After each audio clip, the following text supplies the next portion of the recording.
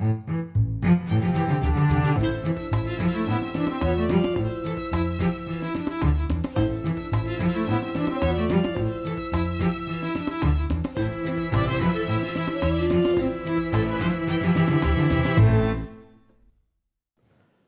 I'm Micah Halpern.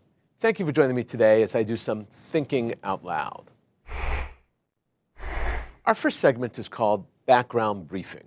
The first thing I've been thinking about is Vice President Mike Pence announced that he will visit the Middle East in late December. He plans to meet the Egyptians, Israelis, and the Palestinians.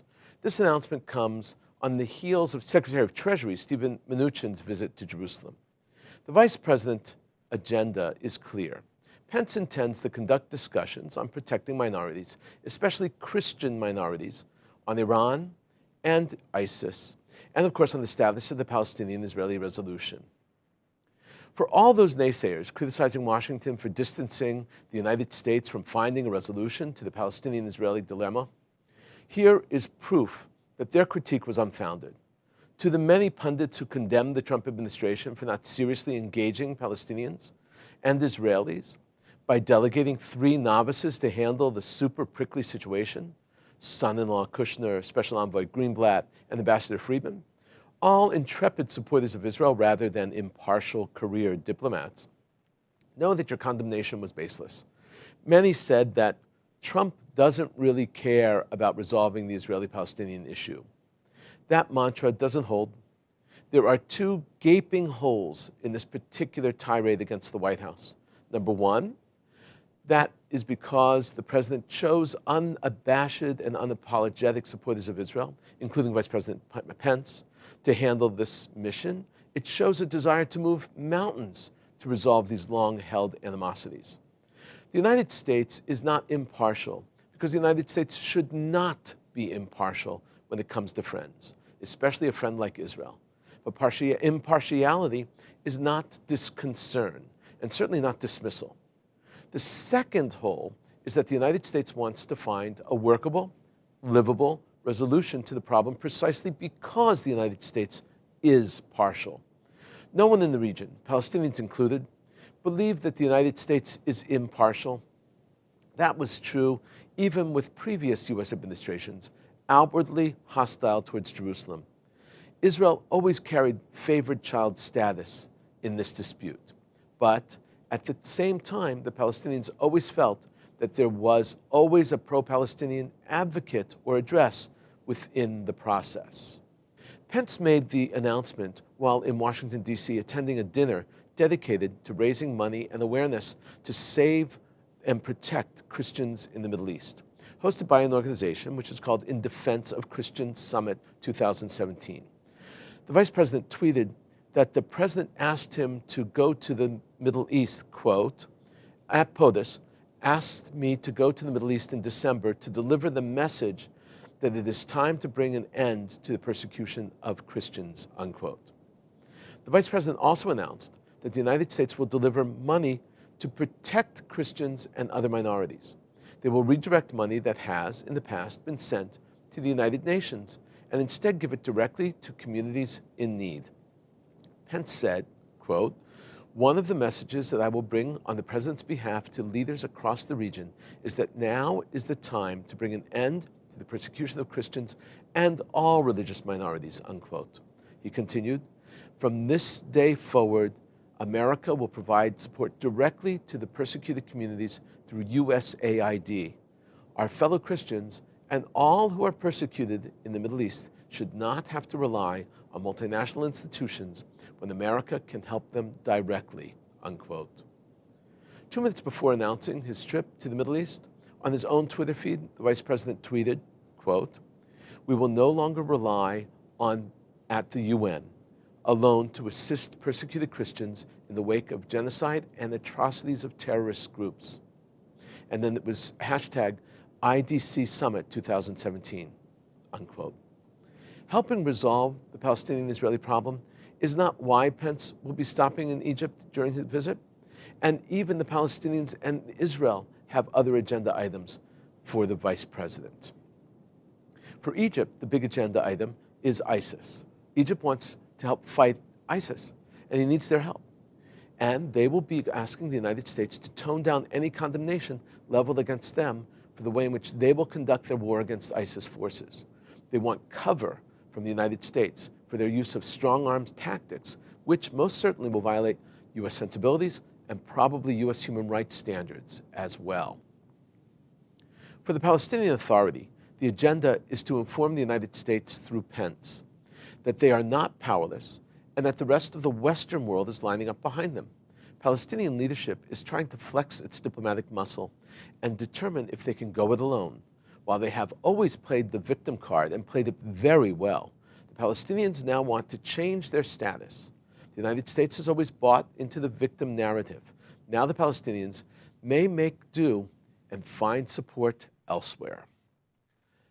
As for Israel, Jerusalem is in a very good position. Mike Pence is probably an even bigger friend than Donald Trump. Pence will try to explain to Netanyahu that making explosive moves during incendiary periods causes bad feelings and generates very bad public relations. Israel will ask for the green light to attack Iran if they continue to march toward nuclear weapons. Pence will ask that Israel collaborate with the United States and not act on their own. Helping Christians and other minorities in the Middle East is a welcome move. The Christians desperately need help, and offering help to the Middle East, in the Middle East, is high up on the list of U.S. strategic interest. It is why Trump visited in May, and why Pence is going in December, and why Mnuchin just visited. Sometimes diplomatic rows take place in sports arenas, not just at the UN or in the media. In Abu Dhabi, International Grand Slam Judo Championship, which took place in the United Arab Emirates, the UAE, in October, participants around the world competed for gold, silver, and bronze medals. Among them was Israel, sporting a team of 12 athletes. Israel in an Arab country competing sounds like great news. Nope, not exactly. The organizers of the competition for the second time accepted Abu Dhabi's demand that Israel not show her flag, emblem, or anthem. There was no visual symbol that Israeli athletes were present or competing, and yet, Allah forbid, they won 5 medals, including 1 gold. The word Israel, or rather, simply its abbreviation, ISR, did not appear on the players' uniforms as it did on the uniforms of all other players representing all the other countries. When the Israeli team did earn their medals, instead of the blue and white flag adorned with the Star of David, the International Judo Federation flag was flown. And even when they won a gold, its national anthem, Hatikva, or the Hope, was not played. Israel has protested these specials intended only for them rules and regulations and continues to protest.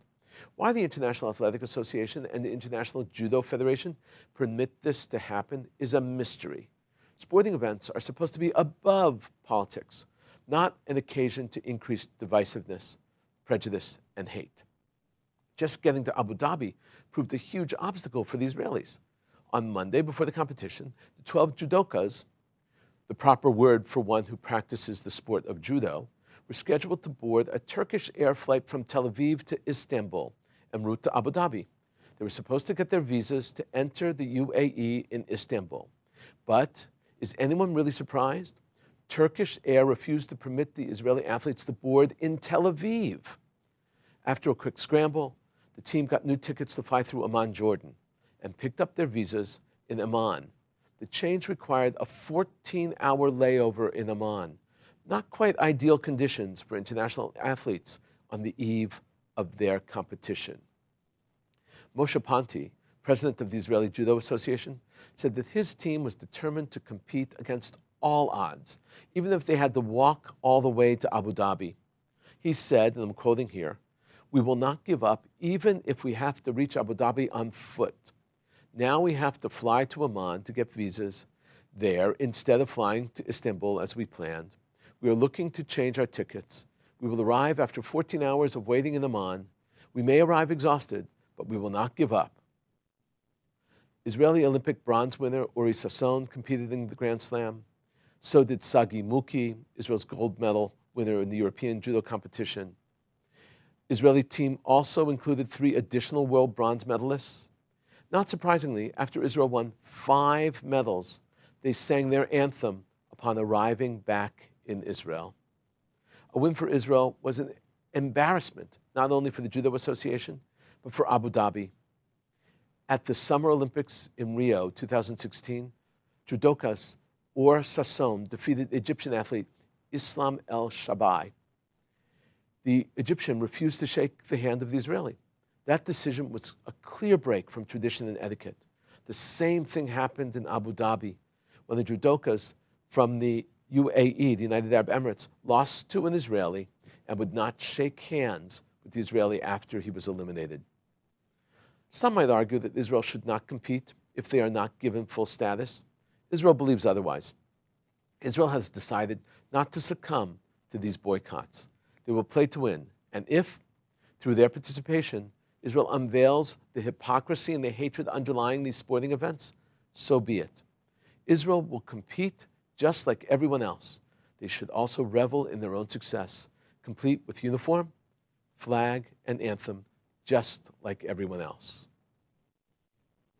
On a humorous note, because we need to laugh, otherwise we would cry in this situation, the American Friends of Hebrew University created a series of 90-second videos centered around a traditional Jewish bubby, a Jewish grandmother named Judith Cohen. The videos are hilarious. They advertise a series of fake phone apps. One is about remembering to call your bubby. A second is to remind you to put on a jacket when it's cold outside. And the third finds a mensch as a match for your granddaughter. Let's watch the Call Your Bubby app video. How's my hair? Does it look okay? Hello, everyone. My name is Judith Cohen. I'm the creator of this new app, Would It Kill You to Call? You know, young people these days, they're always on their phone, walking, emailing, texting, snapping. What is snapping? I don't even know what snapping is. But do they ever remember to call their bubby? No. After all that we've done, what return do we get? Bupkis. That's why every bubby needs my new app. Would it kill you to call? After 7 days without a call, a text is automatically sent to your loved ones. It's been a week. Would it kill you to call? So you took my bar mitzvah money, but now I'm useless to you? Still no call? What am I, chopped liver? What if somebody kidnapped me? Would you even know where to send the money? What if I'm dead? I could be dead right now. Call me. It's that easy. With Would It Kill You to Call, you'll always be hearing from your loved ones. Ask someone to put it on your phone today.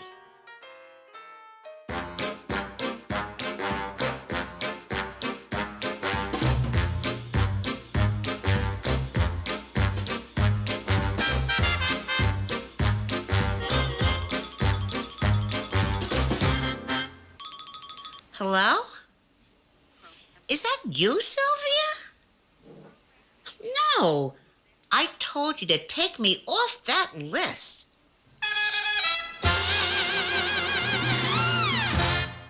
The video shorts went viral with tens of thousands of views. They were so clever that so many people actually thought that they were real apps, and they tried to buy them at the App Store. Actually, they are a gentle lampooning of apps, bubbies, and grandchildren, and a brilliant fundraising gimmick. How does it help the Hebrew University? It brings the name of the university to people's attention. It gets people to see and hear the name and associate the university with high tech and tech innovation. The videos, which are appropriate for all ages, clearly target a younger generation, one that watches YouTube and does not receive traditional old-fashioned fundraising mass mailing solicitations, letters, and brochures in the mail. The younger generation does not give money on the same level as their parents. But these videos will make them chuckle and maybe even reach out and donate in a thanks for the laugh moment. Parents and grandparents will do more than chuckle. They will get a belly laugh out of these videos, hopefully be moved to donate on an equivalent basis. The Hebrew University, the Friends of the Hebrew University, identified an emotional link, one which is a real and touching and funny link. This message was successful. The question is whether the campaign will raise the needed funds. Coming up next, Points of View. Here's what some important voices have been talking about. I want to discuss two columns today, one from the New York Post and one from the New York Times. First up is a column by Benny Avni in the New York Post, and it was published online on October 10th and in print on October 11th. In print, the title is Tough Turkey. Trump should show Erdogan who's the boss. And online, the title is Trump should show Turkish tyrant who's boss. The print title makes use of a great expression, tough turkey. How could they not use it? It's so obvious, it's so literary, it's so perfect. Too good to be true that they didn't use it in the online edition. So why did they not use it on the online edition? Probably because some young editor online, without any sense of humor and without much experience, wasn't too familiar or familiar enough with the expression tough turkey. And they just cast to the side. Maybe too many words, too many letters. It happens all the time. Avni's column calls on the U.S. to make it clear to Turkey what we expect. He tries to explain that Turkey needs to be dealt with in a very strong way. Here's how Avni begins. As Turkish President Recep Tayyip Erdogan flexes his diplomatic muscles, President Trump should make it clear he isn't impressed. On Tuesday, Erdogan launched a sharp personal attack on John Bass, America's outgoing ambassador in Ankara, accusing him of being under the influence of anti-Turkish agents. A day earlier, you see, Bass announced the suspension of visa services for Turkish citizens wishing to come to America, a U.S. reaction to the arrest of Metin Topuz, a worker in the American consulate in Istanbul. Then on Tuesday, a Turkish court sentenced Wall Street Journal reporter Ayla Albayrak to 2 years in prison for an article on Turkey's Kurds absurdly deemed terrorist propaganda. And boom, a decades-old alliance is back on the brink of collapse. Avni then explains the history of U.S.-Turkey relations, saying that since the 1950s, things were pretty good, but Erdogan is changing that. Avni suggests that Turkey is not an ideal ally, and if anything, Turkey is moving its way away from the United States. This is how Avni puts it. Turkey's reliability as an ally is iffy at best. Erdogan is cozying up to the Iranian Ayatollahs and buddies with Sunni extremists. Yes, Turkey has been a NATO member since 1952, but the Cold War is over. He has spent years sidling up to fellow strongman Vladimir Putin, and his not-so-secret dream of reviving the Ottoman Empire should worry us more than it does. Now Avni concludes. He says, teach Turkey by saying no to their requests, especially the request to extradite Gulen, the leader of last year's coup, who was living in a comfortable compound in rural Pennsylvania. This is what Avni says. Let Turkey be a teaching moment for them. The Turkish lira quickly sank in the wake of the diplomatic tiff. It recovered somewhat Tuesday, but global investors made it clear no good can come out of messing with the world's banker. We have leverage, and the world's strongest military too, though it's unlikely the Turks would test it.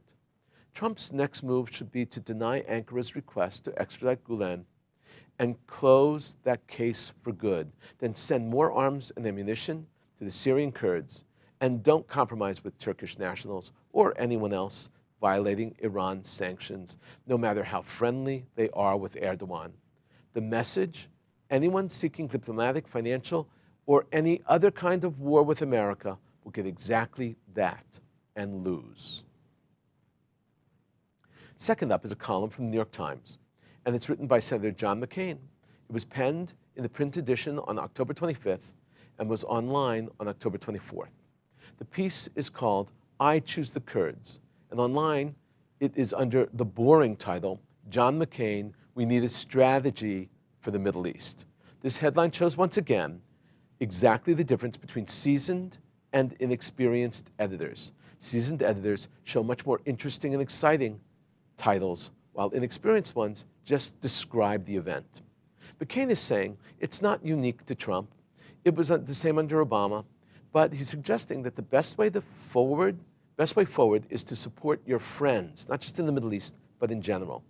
Israel is a friend, and so are the Kurds, he says in this piece. This is how McCain begins. Clashes this month between elements of the Iraqi security forces and Kurdish fighters around Kirkuk are deeply troubling, in particular because the United States' long-standing friendship with the Kurdish people. These clashes are also emblematic of a broader, more troubling reality. Beyond our tactical successes in the fight against the Islamic State, the United States is still dangerously lacking a comprehensive strategy toward the rest of the Middle East in all of its complexity.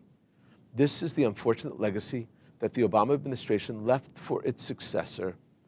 President Trump's call this month for a broader strategy to confront Iran's malign influence across the Middle East was an encouraging indication that the administration recognizes the problem. McCain says that the United States abandoned the Kurds when they needed help, that the United States has not figured out how to support them and protect them. McCain says that the United States did not train the Iraqi army in order for them to attack the Kurds and the United States' interests.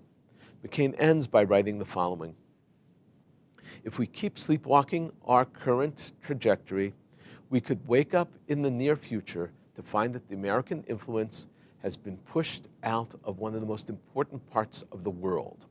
That is why Americans need to care about what's going on in the Middle East right now. That is why we need to stick with our true friends, like the Kurds. That is why, now more than ever, we need a strategy that lifts our sights above the tactical level and separates the urgent from the truly important." Coming up, commentary through cartoons, where pictures tell the story. I want to discuss two cartoons today. The first cartoon is by Payam Barumand, and it was published in Kaggle.com. It appeared on October 27th, 2017. It's called Assad and Chemical Weapons. Assad has claimed that he and his troops have had nothing to do with the chemical attacks in Syria. This cartoon depicts Assad with a yellow smoke coming out of his nose.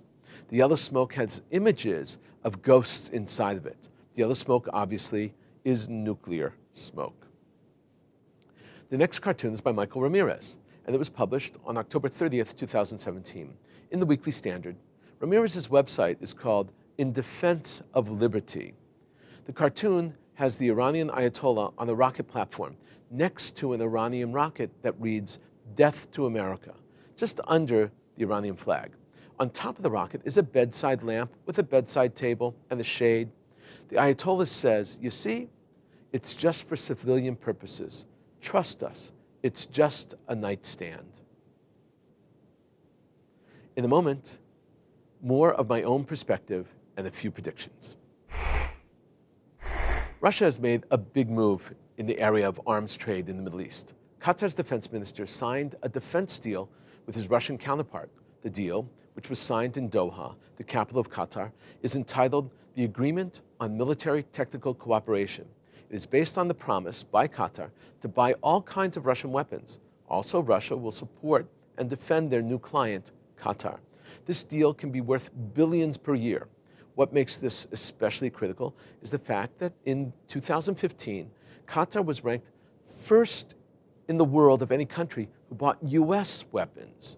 The rift between Qatar and Saudi Arabia has spilled over, and that might just be the reason for the cozy new relationship between Qatar and Russia. The United States tried to smooth over differences, but to no avail. The cost to the United States for this rift can be measured in billions of dollars in weapons sales. They are set to lose from this deal.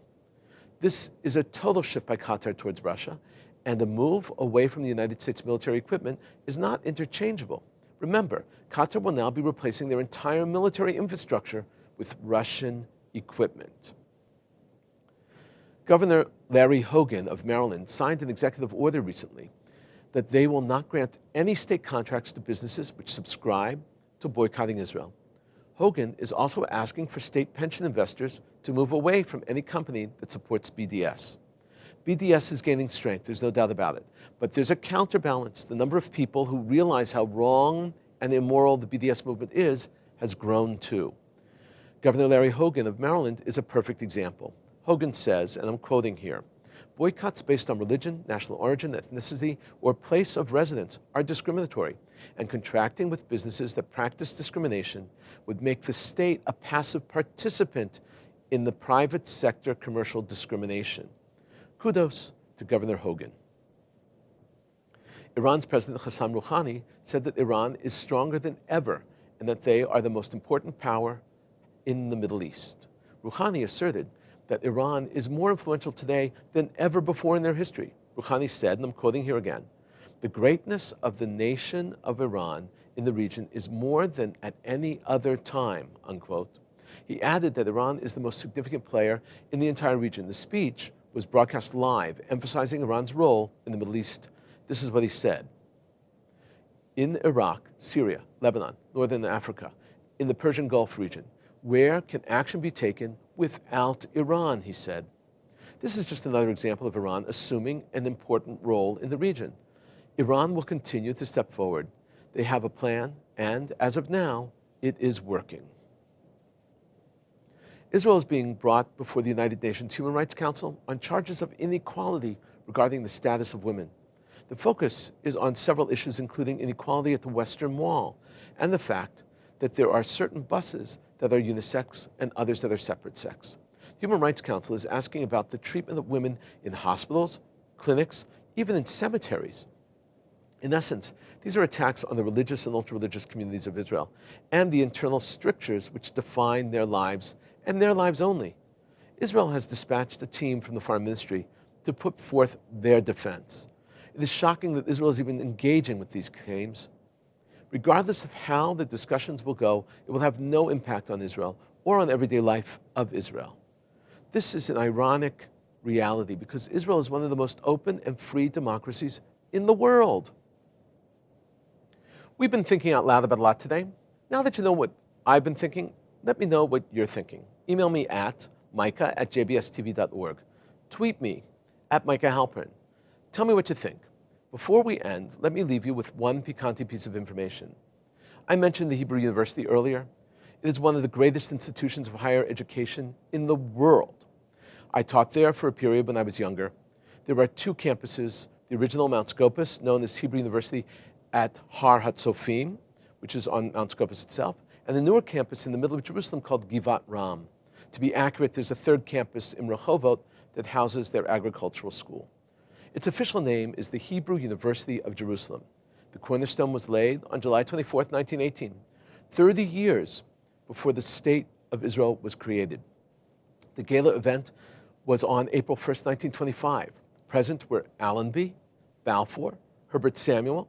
The first Board of Governors included Albert Einstein, Martin Buber, Sigmund Freud, and Chaim Weizmann. At the opening ceremony, Martin Buber gave a breathtaking, awe-inspiring speech about the Jewish genius and the need to create not just a home in Palestine for Jews, but an intellectual center for the world. During the War of Independence of 1948, the university on Mount Scopus was isolated, open but isolated, until the 6 Days War of 1967. During that time period, the university stayed open and was an island of Israel surrounded by Jordan. Givat Ram campus emerged during that period. During that time, the main library was still on Mount Scopus. You would order a book one week, and requests would go up by caravan with food and replacement workers, and the next week you would get the book when the new shipment of food went up and the new replacements came back. Since the establishment of the university in 1925, 8 members of its faculty have received Nobel Prize winners. Very impressive. Thank you for thinking out loud with me, Micah Halpern. Let's think out loud again next week on JBS.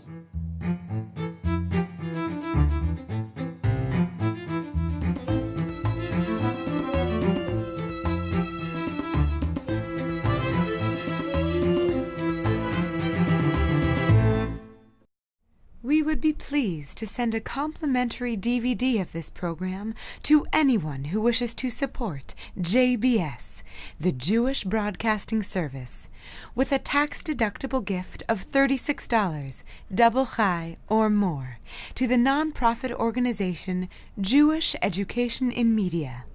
Simply visit the JBS homepage and click on the Donate button to make a donation by PayPal or your credit card. And please indicate the program for which you would like a DVD.